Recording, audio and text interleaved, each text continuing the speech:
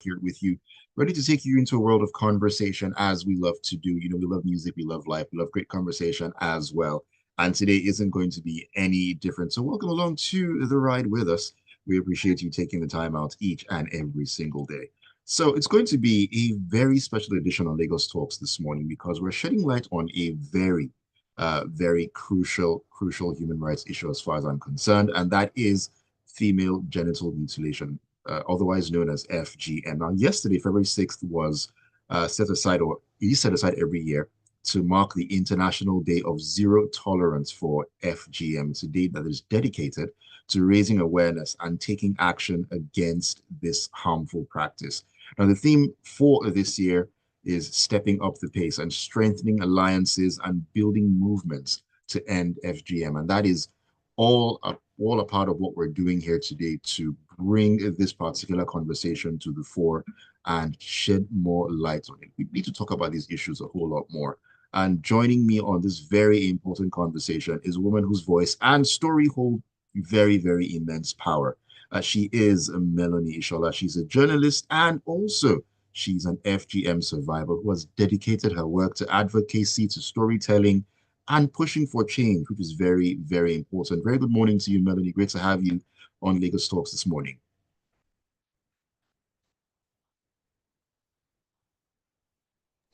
Good morning. I bet my network again pulling some tricks on me again.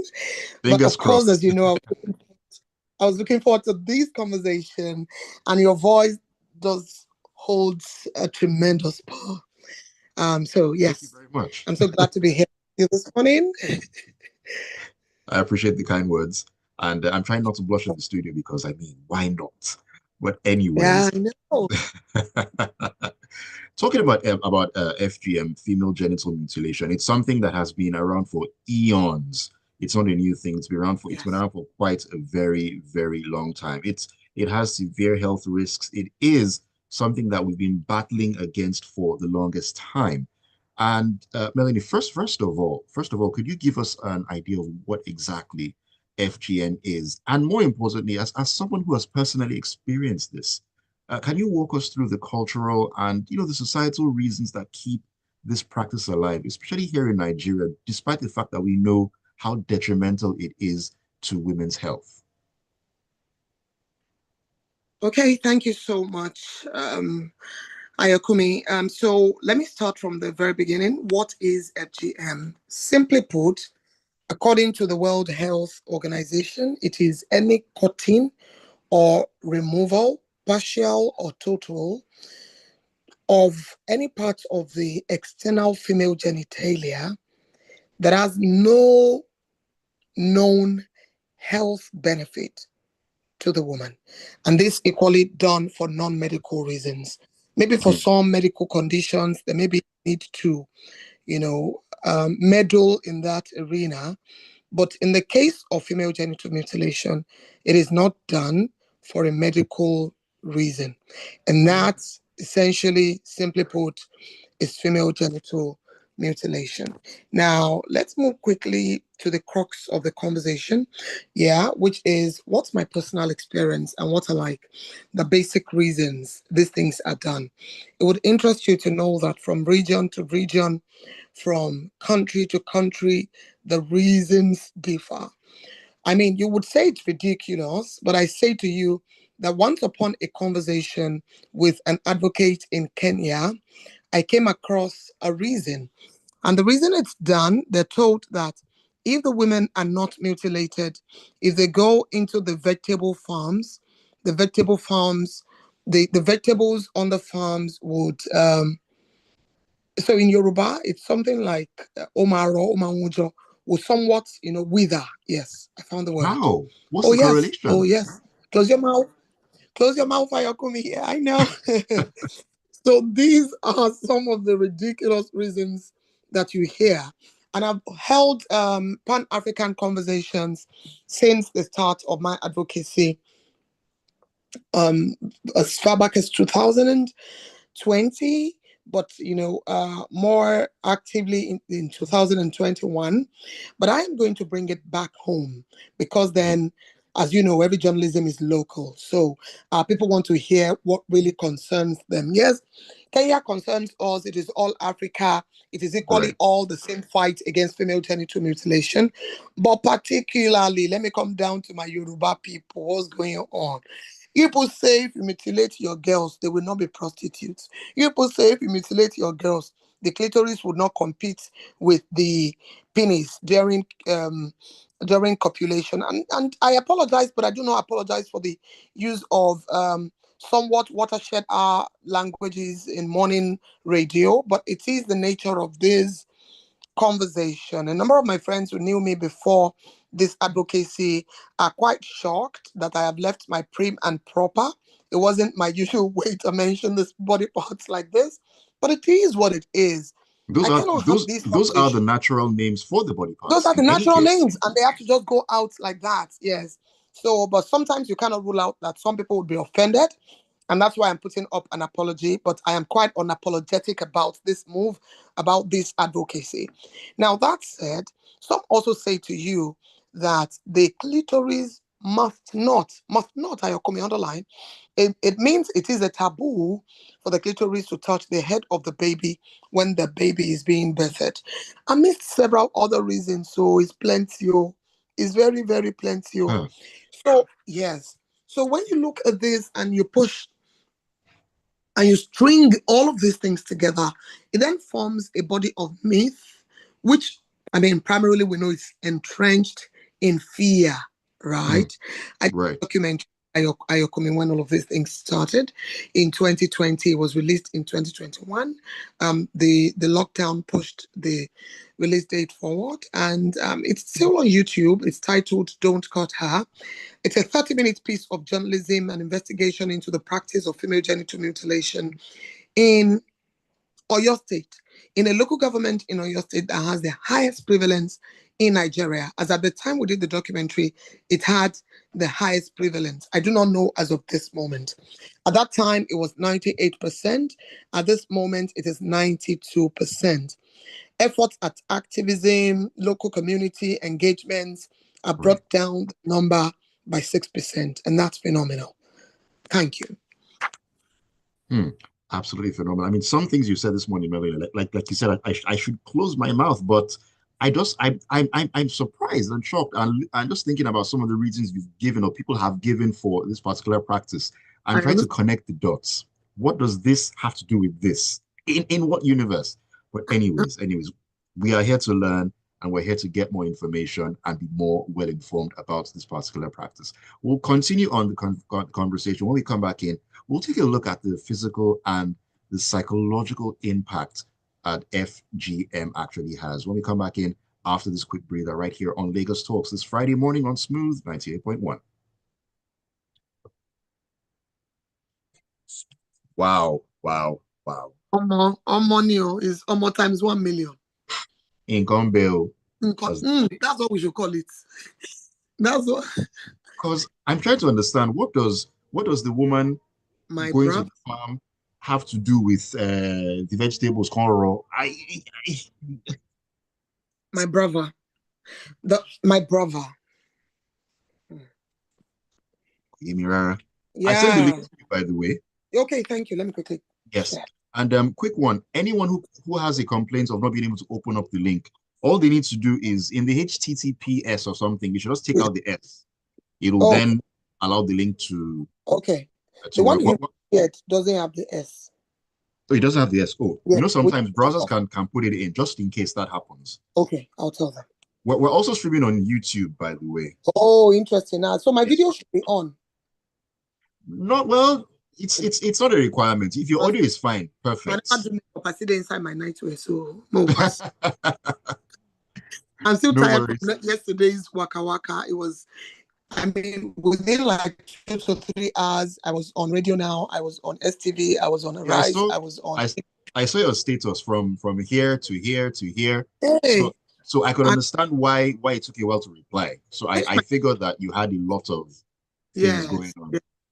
yes. I told my So teammates that going forward, we're all going to be advocates going about for interviews. So it won't just be me. mhm, mhm. Yeah. It makes it easier.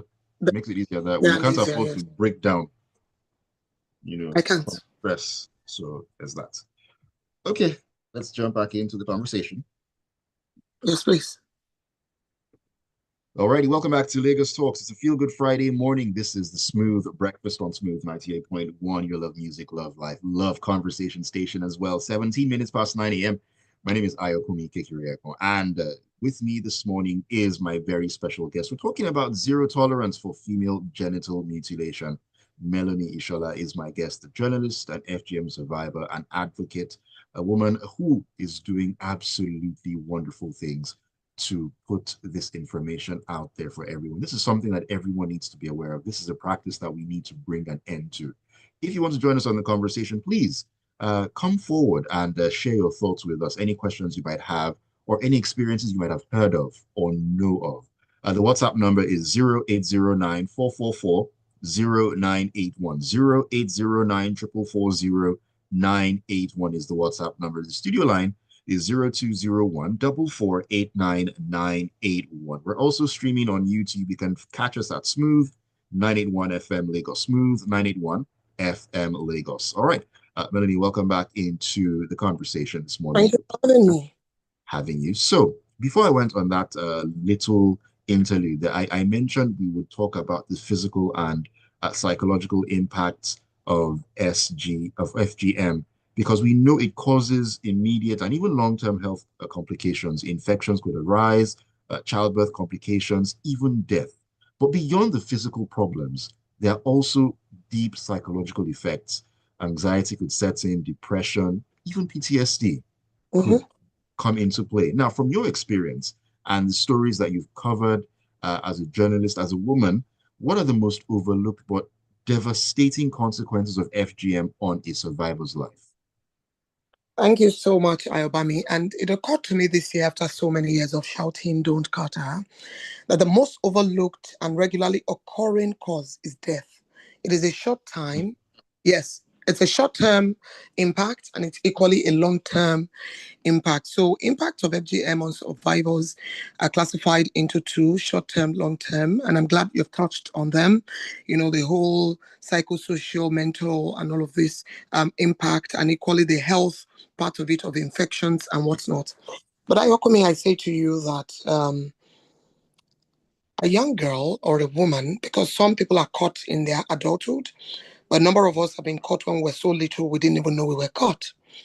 So, which underscores the point that a lot of women now are caught and are unaware that they are caught.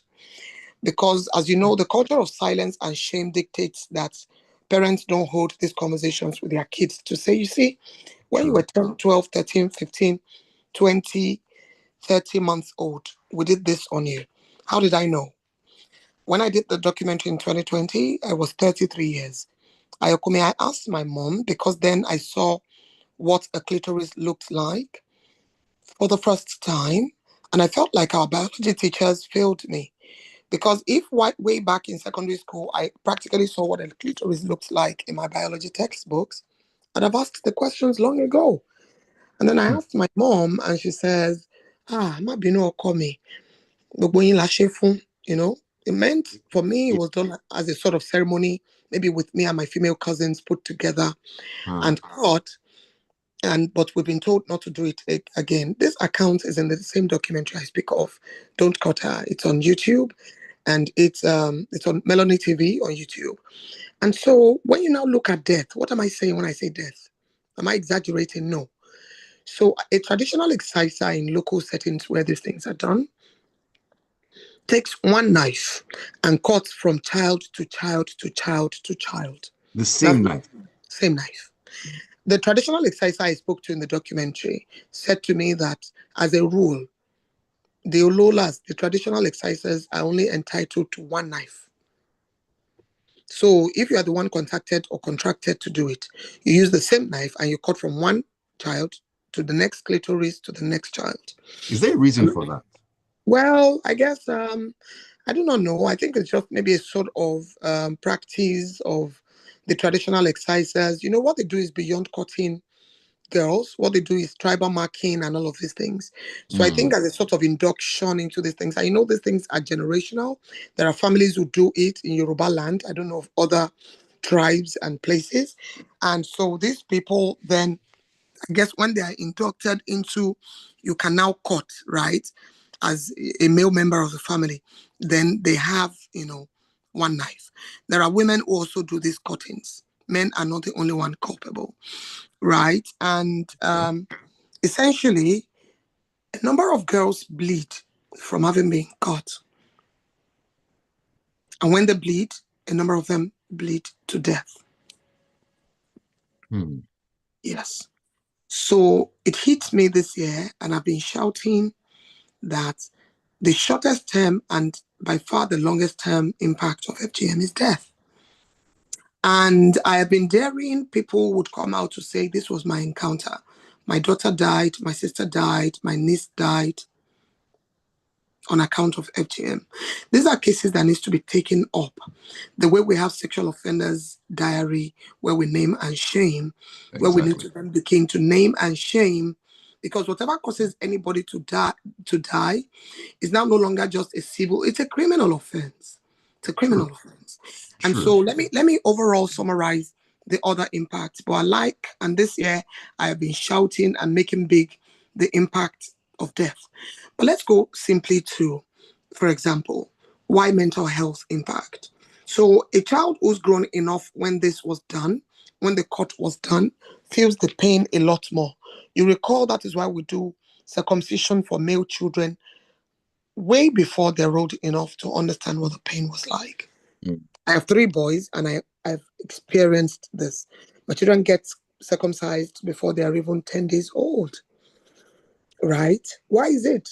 Because they are still, of course, they feel the pain, but the memory, I'm not sure they retain the memory of the pain. I highly So, doubt that. At 10 yes, days old? at Mm. 10 days old, they do not retain the memory of that pain. So, it essentially speaks to the girls who are caught and are aware that they are caught, the women who are caught and are aware that they are caught. Of course, part of it is the heartbreak that comes from the people closest to you inflicting this sort of pain on you, because these are your family members, your mother, your father, your aunts, your grandmother, holding you down, pinning you against the wall, against the floor, so that this cut can be done on you. This flashes and figments of this memory would go with you for life. It can cause Mm. you depression. It can cause you post-traumatic stress disorder. It can cause you, I mean, name it. Mental health is a spectrum, right? So you can Indeed. just pin it anywhere you want to pin it on there, because we don't have the right to dictate how people experience their pains, That right? is true. Or however the human body in whatever respective case translates and interprets the pain. So these are the issues, but let's look to the health implication as well. This is a sexual and reproductive health infringement, Mm. and it's a fundamental right. So a woman could come down with sepsis, HPV, HIV. I painted the scenario. It is cutting from a child to the next to the next. And for those who want to argue that that is why we don't take it to traditional excisers, that is why we take it to medical practitioners, it is equally a crime. FGM is wrong. It is not to be done. So there is the rise of medicalization of female genital mutilation, Ayokunmi, where people say, oh, it is because it is dirty when we take it to traditional excisers. Let's take it to clinics, hospitals, and get them to cut for us. And this is equally on the rise. So we say to you, it is equally a crime. Both Mm. you and the medical personnel would go to jail depending on what the law states in the state where Right. this is carried out, because the VAP Act indeed has been domesticated, and in different states there are different provisions, or do I say fines, and yeah, associated with these. But I know in your state, for example, the resort fine as 100,000 upwards, or around 100,000, and equally jail term. So it is a crime. And this is also one of the impacts. But let me speak to one that now affects me personally as Okay. a yes, as a survivor of female genital mutilation. Number one, I experienced episiotomy in which case the clitoris was supposed to be an enhancer when I was delivering my children. So when a woman has vaginal birth, the crowning of the baby's head can essentially be enhanced by the presence of the clitoris. It's not such a big fold of flesh, but it's there for a reason, for several reasons. And we are not God who created the woman. And the woman, I like to say, is born perfect. So leave her alone. Do not meddle, do not tamper, do not touch. And so, yes, I did encounter episiotomy, but what still is the fact that a lot of women encounter painful sexual copulation. I'm one of those women. So, with knowledge and a lot of consciousness now, it's a lot better. So I say this to give hope. I'm not saying it to say it's a doomsday affair. But at least if a woman is unaware of what has happened to her, then there is a problem. When I did find out Exactly. that I was mutilated, I recall my husband asking me a key question. And then he says, okay, so what does this mean to you? How do you feel now that you know? And then I said to him, it helps me. It makes sense. Now it makes sense. Now it answers a lot of questions, right? On my matrimonial bed. Because I mean I've had questions, right? Why do I feel this way? Why I mean, this is not what people talk about. This is And not you had zero idea of why that was happening. I didn't know. I didn't Hmm. know. Even though I'd been married 6 years, I guess, at that time, I didn't know. I didn't know. Hmm. You imagine what disenfranchisement, what disempowerment we've done to women. You know what they say, knowing is half the battle. When at least you are aware of the situation, that is part of the problem solved. Then you begin to ask yourself the questions, what then do I do about this particular situation? What do I need to do? Who do I need to talk to? What information do I need to get? Many people have no idea, many people don't know. And this is part of why we have these conversations to should I say, bring consciousness and to bring some clarity to the issues. We'll take a break right now. When we come back in, we'll pick up on the conversation. And I still want to touch briefly on the issue of the fact that FGM has been criminalized in Nigeria. We'll talk about that and a whole lot more. Keep it tuned right here on 98.1 Smooth FM. This is where great conversations live.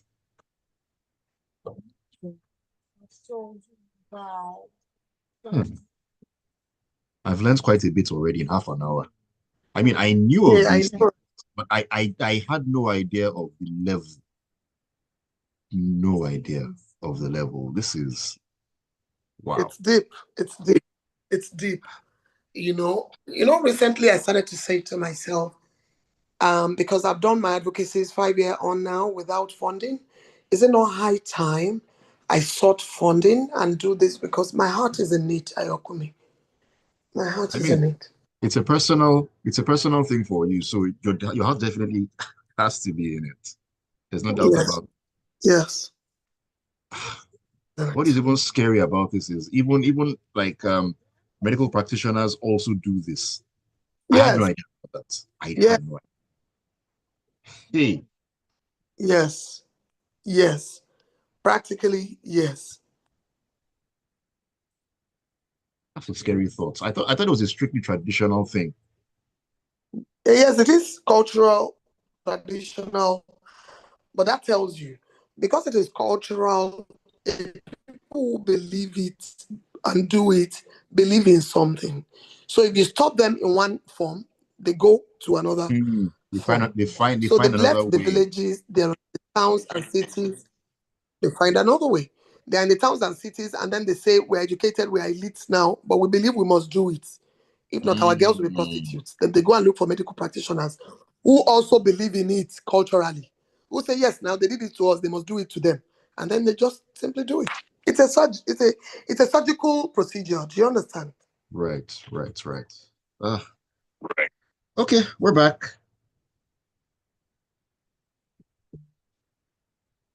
It's the second half of Lagos Talks on the Smooth Breakfast on Smooth 98.1. It's a Friday morning, feel good Friday morning, I need to add. Every Friday morning for me is a feel good one.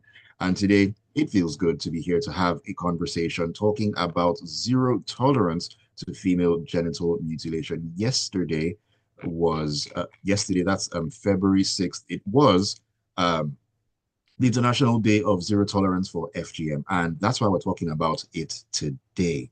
Melony Ishola is my guest. She's a journalist, she's an FGM survivor, an advocate. She has been on this quote unquote warpath for a while now. And that's why I have her on this morning to talk about this, to shed more light, to give us information. In the last half hour, I've heard things that I had no idea of, and I'm pretty sure that we all feel the same. So, if you'd love to chime in on the discussion and get your own 2 cents in, any questions you might have, or anything you'd love to share with us as well, please do so on WhatsApp on 0809 444 0981. 0809 444 981. That's the WhatsApp number. The studio line, if you'd love to give us a call and talk to us one on one, it's 0201 4489 981.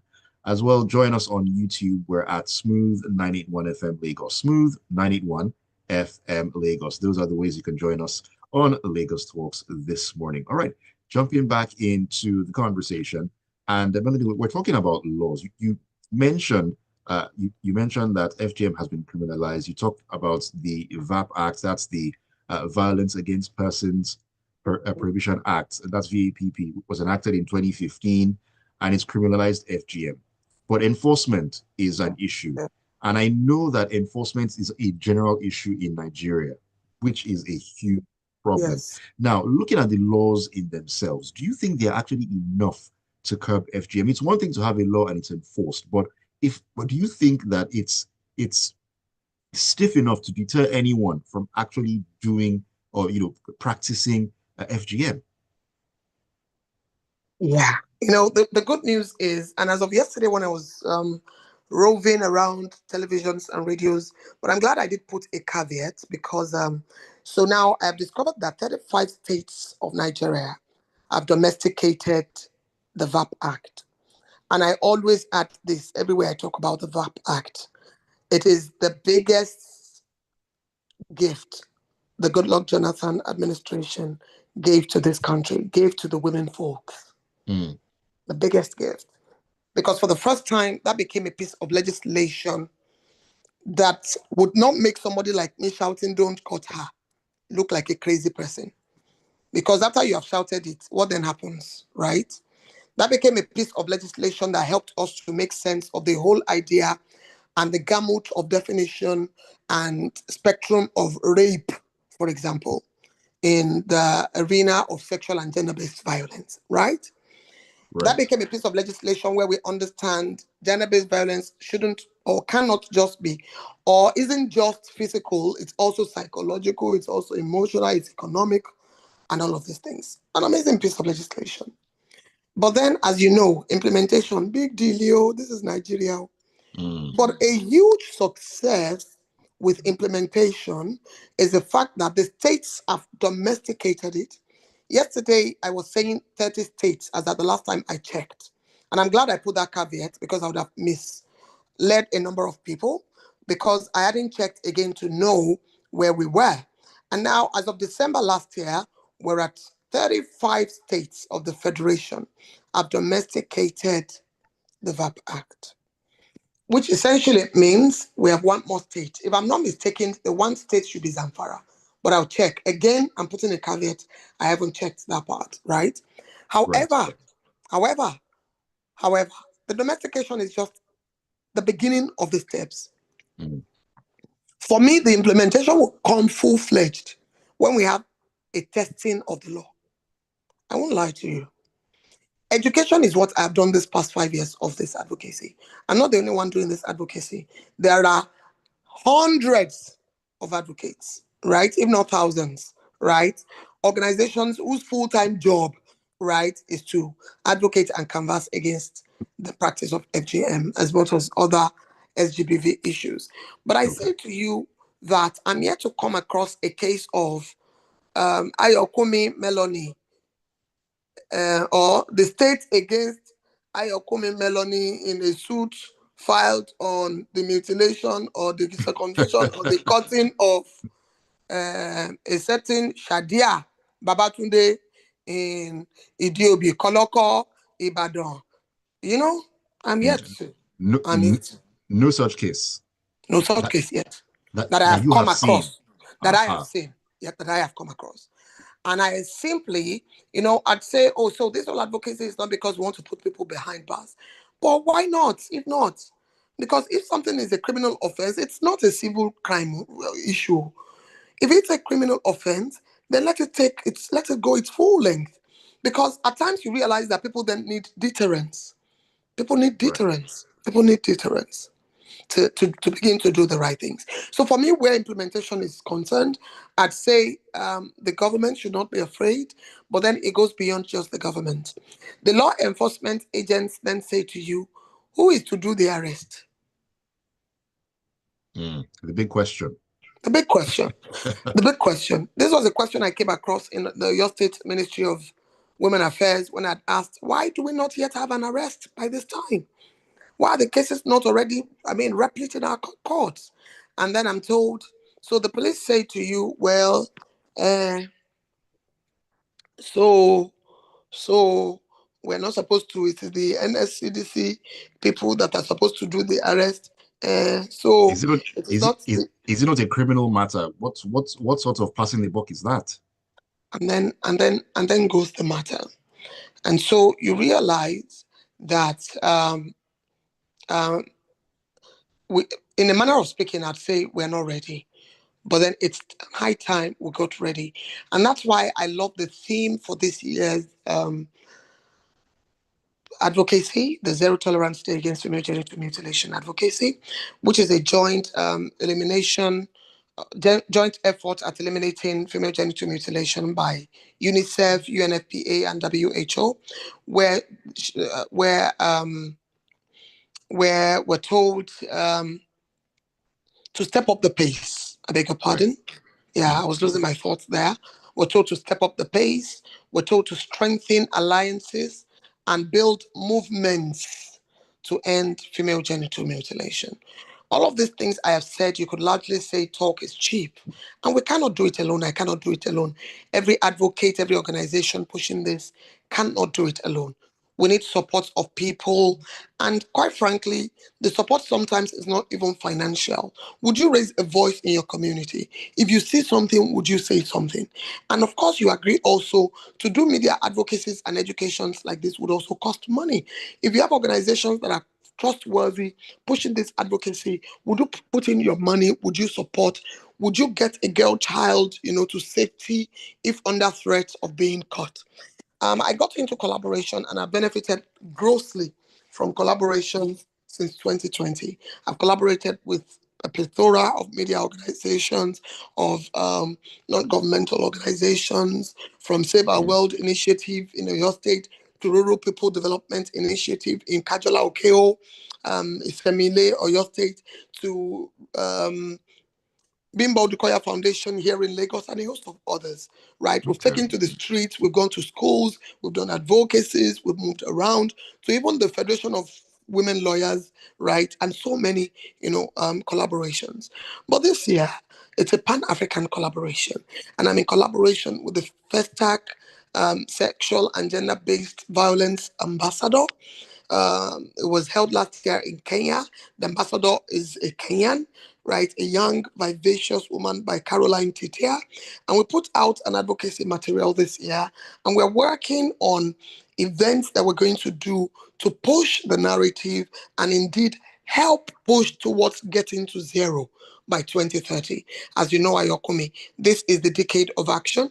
And the whole essence of zero tolerance is that by 2030, the move to end female genital mutilation must have come to zero.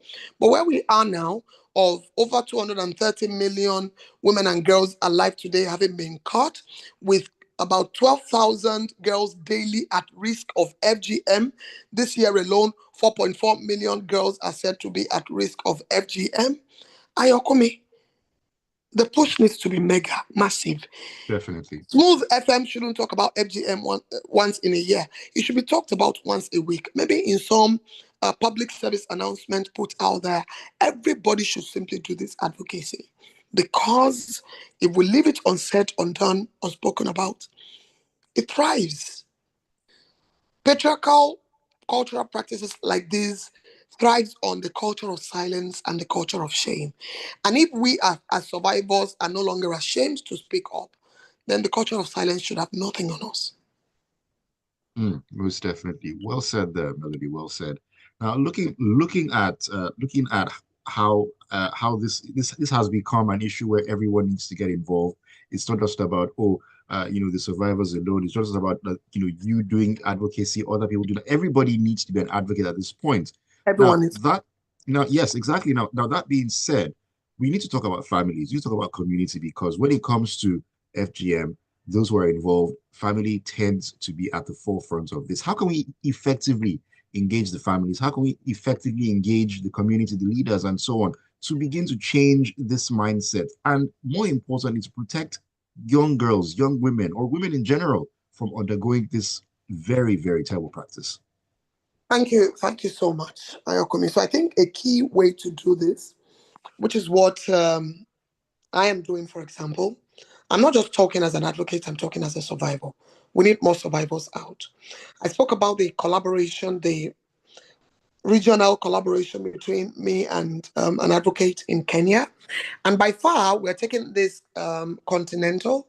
We're also in talk with some organization in South Africa, and we're looking at how to have a sort of I don't know if it's a convention or some meeting slated for April, where we're going to be doing some cross-continental, campaigns and looking at how we can all, put hands together.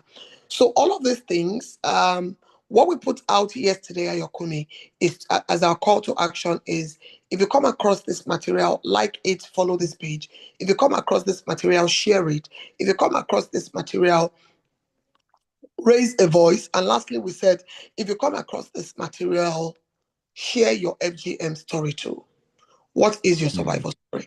It will shock you to know that over 20 million Nigerian women and girls today have been caught. So when we 20 are asking, million. yes, Ayokomi. So when we are asking, one out of every 10 Nigerian girls rather, have been caught. One out of 10 has been caught. Hmm. Yes. So if you put 10 of us together, at least one, it may be two. That is that is such a scary thing to think about. Yes. It is So it's a this scary year, thing. I'm looking to do a sequel to the documentary Don't Cut Her, where essentially we're just going to be fielding stories of survivors, raising voices of survivors. Last year, the theme for Zero Tolerance Day was a survivor story. And I recall getting on News Central, sharing my story, extensively. And of course, they are. The what? The air? The SOP? You say what? What did you say? What did I hear? What am I hearing? Yeah, that attended to that was tremendous. So I mean, I said all of that to say, what can we do? I love to simplify things. If you have been mutilated, it's time for you to speak up. Maybe you cannot speak up as much as I am doing, but at least help somebody in your family. Help the next Hmm. girl that will be born in your family that you are sure would be caught. Say something within your family. Be a force of change in your family. And now this is also where we need men and boys. I have boys. By the grace of God, I have three boys. And my boys are equally advocates. We pushed out a material about 2 years ago, and I'm looking to write some spoken word for them again, where they can speak up again. And one of the lines of my boys is, if you won't cut my penis, you shouldn't cut her too. Don't cut her. Now, they put that out to say the clitoris has 8,000 nerve endings, Ayokumi. The penis has 3,000 nerve endings. So why do we think we are doing nothing to the woman if you cut off such a part of our organ? That's a big question. I mean, 3,000 to 8,000. More than two That times. Yes. Yes. More than two times the power. Yes. Of the penis's nerves. Yes. hmm. Very, very big question there. There's actually something you mentioned, Melanie, just not too long ago, talking about survivors speaking up, and survivors like you've played a very crucial role in breaking the silence. That culture of silence and shame. It is something that we as Nigerians we hold extremely dear. For some reason, maybe it's cultural, maybe it's a mindset thing. I don't know. But how has sharing your story impacted your journey so far? And I'm actually curious to know if you've received any feedback, any responses, from communities that still practice FGM today. How has it been? Thank you so much, Ayokunmi. So yes, a very needed question at this time. Yeah, so the documentary Don't Cut became a success because of the input of a certain phenomenal woman. She's a grandmother. Her name is Princess V.O. Adetono. And I mention her everywhere I go on this advocacy. She took me in and my team back in 2020 into her house when we went to film for the documentary. And she spoke to us and also found us people to talk to. That made that documentary a success. Now, Princess V.O. Adetono runs an NGO called Rural People Development Initiative in Isemile Okeo, all a part of Kajola local government area in Oyo State, which at that time had the highest prevalence of female genital mutilation as a local government in Nigeria. Hmm. So, yes, so she continues to advocate amongst other local advocates and whatnot. One of the things that I can say and attest to that she does is that she goes to market women, traditional women, local excisers, traditional leaders. Now, she's a daughter of a king herself. She's a princess of one of the villages that make up Kajola local government area, so which gives her some leverage and power. And then she Okay. uses this to engage with other kings, traditional rulers, and whatnot. And by December 2023,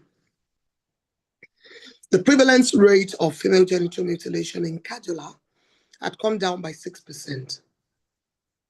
Oh, wow. Phenomenal. You may Great say, oh, stuff. a paltry 6%, but I mean, to those of us who do the job, that's mega. In the grand Now, scheme of things, that is huge. yes, that is mega. So now, in the year 2023 as well, during the 16 days of activism, my team and I, the Don't Cut Our team, traveled to Okeo. And we do travels. My activism, beyond it being digital, also goes to physical locations. And it's been based in Lagos State or your state, Ogun State, largely since commencement. And so we did go to secondary schools in Ogun, Oyo, and, Lagos. And I recall going to Oyo State in this same local government area and going to speak to traditional leaders and market women. We went back to the same people, some, not all of them, of the same people we had talked to in the documentary earlier. And this should actually be fielded in the sequel to the Don't Cut Her documentary that would be released. And I'm hoping and trusting for resource, right, to be able to bring it to pass because it is not cheap to produce documentaries. And equally to say, some of these women now have attitudinal changes. But Hmm. shockingly and not so shockingly, some of them are still adamant as to why are you even telling us not to mutilate our girls? You see? So in a manner of speaking, this is a battle of ownership. uh, The parents are saying these are our own children. so And we then the can do what we government is want saying, with them. yes. And the government is saying, no, you cannot. This is a tough one. Yes. This is definitely a tough one. And it's actually important you brought that up because I was going to ask you if, in your advocacy journey thus far, if you faced some serious, should I say, backlash or opposition, or, people try to put stumbling blocks in your way, try to dissuade you from what it is that you're Yeah. doing. Have you had those experiences? Oh, I've had many. And it would surprise you that even from elite, educated people like Ayokunmi.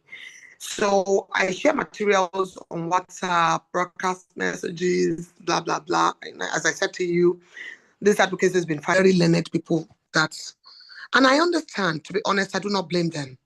These are old guys who have believed this all their lives. And all of a sudden, you are saying to them, don't do it. Come on, what are you saying? But I just have questions for them because a number of them are men. And then they say to you, that is why the society is unregulated. And I said, who made the women the sexual police of the society? Why should my own sexual pleasure be sacrificed on the altar of cleaning the society of sexual immorality? Don't I have a right to sexual pleasure? Is it not fundamental? Didn't God create me perfect for purpose? Because it is a right. As I eat and have pleasure eating, I should have sex and have pleasure having sex. And so they go this, da, da, da, da. As if you people want to spoil the world. You want to spoil the world, Gio. That's why the girls are hopping from bed to bed. All of these things are myths. And they say these things, some of them even dare enough to say to me, what I'm doing is wrong, what I'm doing is misleading. I've heard all sorts. And I've equally seen younger girls, yes, in universities, because I've also spoken to university gatherings of young girls, say to me, well, she was mutilated, and when she's old and has her own children, she's equally going to do it. Oh, dear. Oh, yes. So it tells you the depth of when we say something is a cultural practice. Ayokunmi is the same way we say this is what we've always done. Why should we change it? Right? It then underscores the level of investment we should put into this practice. Into this advocacy, into raising a voice. Media organizations essentially should have a material out there that goes out frequently advocating against this as a public service announcement. Because what people hear over and over again, they would question and eventually would lead to change. Definitely, most definitely. There is so much that needs to be done, so much that we can all actually do, which brings me to this point, because time has flown by, but I need to get this question in, Melony. And we know that ending FGM, it requires collective effort. There's no doubt about that. So looking at what we've talked about today, looking at those who are listening right now, what are some of the immediate and practical ways that people can contribute to the fight against FGM? So the fight against FGM, as I like to say, is everybody's fight, because then you just never know. You may know one woman who knows one woman who's affected. And as I say, the impact is relative. It differs from woman to woman. There was some advocacy done by the Oyo State Women Ministry of Women Affairs. I was told by darling Mrs. Aderibigbe in Oyo State that they went to Oyo and then they put together this material sensitization program. And a certain man was seen crying and it was asked to talk. And when he talked, he said it's rather sad that this culture has robbed us a lot. It was told to us to tell his story. And then he says he got married to a first wife, a second wife, both of them are your women. And then he figured, oh, my first wife doesn't like me. I married another one. He married the second wife, same experience. It was a federal government worker. It was transferred to Ogun State, Ijebu. He met an Ijebu woman, married her, made a third wife. The Ijebu woman, receptive to sex, enjoying her life, enjoying her husband. She took the Ijebu woman home when she was done with active service to Oyo. And the first two wives would say, oh, the Ijebu woman used jazz to marry our husband. No, she didn't use jazz. Now, they just had no idea what the issues were deep down. Absolutely. So now the man said he cried because it was rather late because his daughters equally have been mutilated. Oh dear. And he didn't know that this was the reason his wives were in such pains, because they were just hardly receptive to sexual intercourses. So this has impacted relationships, quality of lives, you can just name it. And so Ayokunmi, some other women were said to, in the same Oyo town, at that sensitization rally, said every time her husband would come into her in her room, in fact, she locks her door and bolts it at the back. And she would just be crying, like literally crying like a baby, that Ikutu today, death has come. Yeah, just for sexual intercourse. You ask yourself, Shogula Yeni. But in a manner of speaking, yes, Oguni, for the women who have been disempowered in that manner. So overall, conclusively, and as a final thought, I'm saying we need every voice. We need every voice. Every voice matters. And most importantly, it is time for the law to take its course on this matter. Mm. Thank you so much for having me.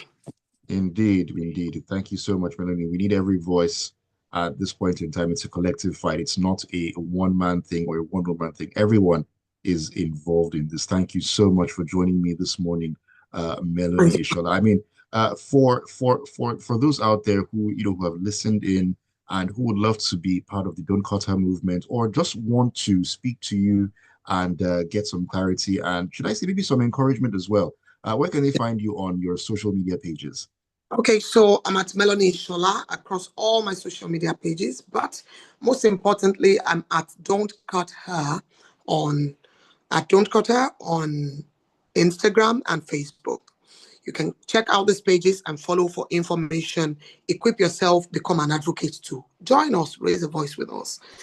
We're a team of volunteers, and we'll be glad to have you. Let's build a battalion. Let's build an army. Let's fight this. Absolutely.